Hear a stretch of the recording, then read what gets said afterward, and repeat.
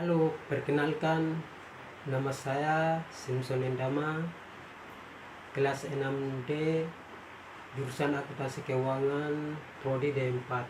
Saya akan mempresentasikan akuntansi kantor cabang dan kantor pusat. Ya, kita langsung saja pengertian agen dan perbedaannya. Cara peningkatan volume penjualan: 1. Sales people traveling home office. 2.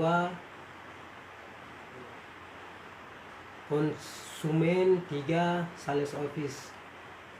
Bentuk kantor penjualan sales office di daerah-daerah: 1. Agensi. 2. Kantor cabang brand office. Pengertiannya: agen suatu bentuk organisasi yang diberi fungsi untuk menerima pesanan barang-barang dan bekerja di bawah pengawasan langsung di kantor pusat home office, dan transaksi dengan pihak ketiga dilaksanakan secara langsung oleh kantor pusat.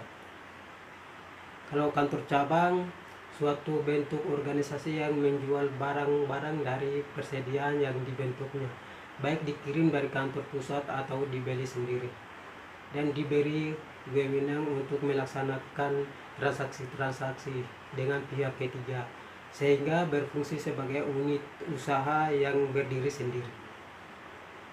Kita akan masuk langsung perbedaan. Perbedaan terletak kepada fungsi dan tingkat kebebasan dalam kegiatan fungsi tersebut.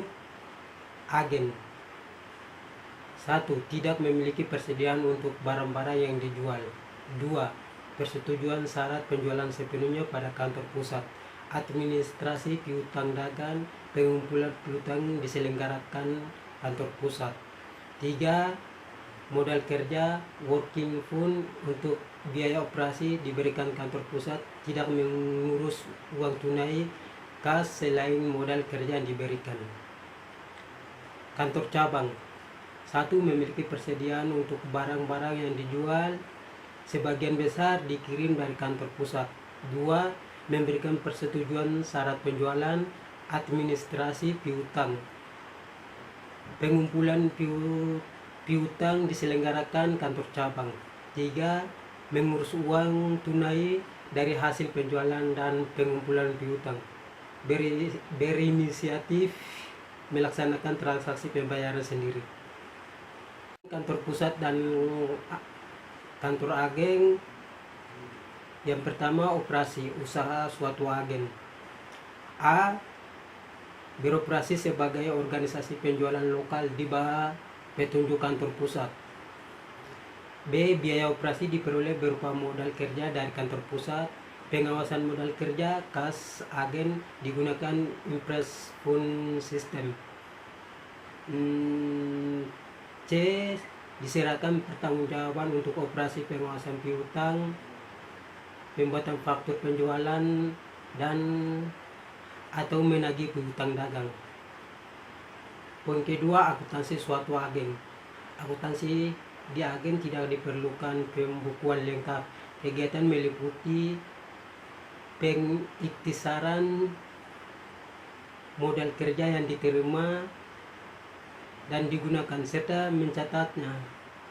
Penjualan kepada langganan akuntansi suatu agen diselenggarakan pada buku-buku kantor pusat dengan cara: 1. Laba atau rugi. Aktivitas penjualan melalui tiap agen tidak ditentukan secara terpisah.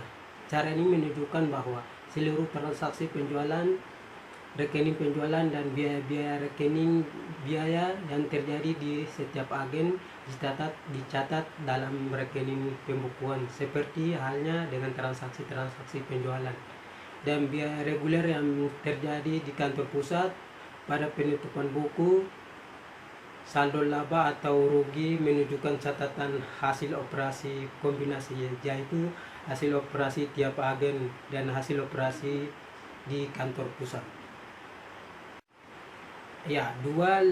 Laba atau rugi aktivitas penjualan melalui tiap agen ditentukan cara terpisah.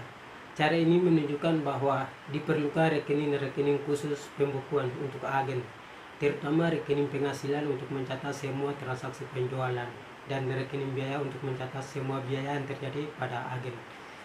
Apabila kantor pusat mempunyai beberapa agen, maka rekening penghasilan dan rekening biaya diselenggarakan sebagai rekening kontrol buku besar. Sedangkan rekening penghasilan dan biaya untuk tiap agen diselenggarakan sebagai rekening-rekening pembantu atau tambahan. Pada penutupan buku saldo, laba atau rugi menunjukkan catatan hasil operasi tiap agen. Ya, itu hasil presentasi saya. Sekian dan terima kasih.